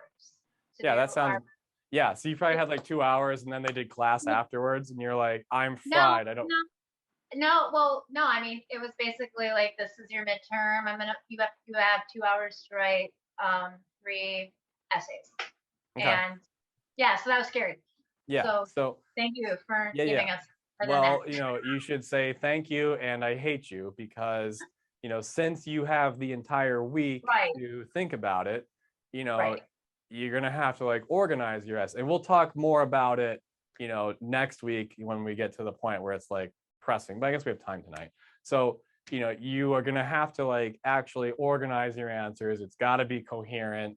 It's got, if you say a fact or whatever, you've got to tell me where you got that fact, to cite your sources, right? All that stuff. It can't be like, Dave said this, or it's from the lecture 2 notes. No, go find that number, right? And so that's where it becomes, a blessing and a curse, right? Because you're going to have more time, but that means you got to do a better job. Does that kind of make sense? Okay. No, completely. Yeah. Okay. No, I get that the level, it has to be better, because he definitely graded it because he knew we were rushing. But no, I appreciate that. So I organize my thoughts better when I don't have a clock running down. Yeah. So, everyone does. So yeah, that's also part of it is if I give you a time limit, I'm just gonna be honest, reading your answers is awful and torturous and boring, because they're not organized and you're just kind of like in panic mode trying to write stuff down, and that's not fun. right? So I would rather read coherent things that are better. And so you will have the entire week, and it'll probably be, 3 or 4 questions. And I'm very generous with partial credit, so don't freak out about this. But you have all week, so you could do 1 question a day, right? And then there you go, right? So it's more fun for me, it's less stressful for you. So I think of it as a win-win. So, okay, so you said you had a couple like class procedure questions. Was there another one? No, that was really it. It was just to understand how that was going to work and what to expect. Yeah. So, and then just to give you a preview, we'll repeat that for the last week of class 2. Okay, so congrats. You're already a third of the way done with classes that you have to attend for this course. So, hooray. I know, fractions are fun. Okay, any other questions?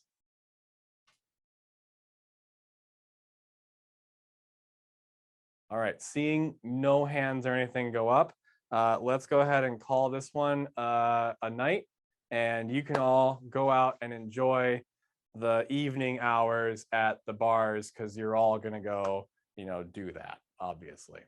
All right, I will put this recording up on Course Connect for you. I'm gonna edit out, some of the the big break that we took in the middle because that got recorded. So I'll edit that out and I'll put it up and put the link up in Course Connect for you. Cool. All right, have a wonderful rest of the week, and I will see you in a week. Thank you. Yep. Thank you. Bye. Bye.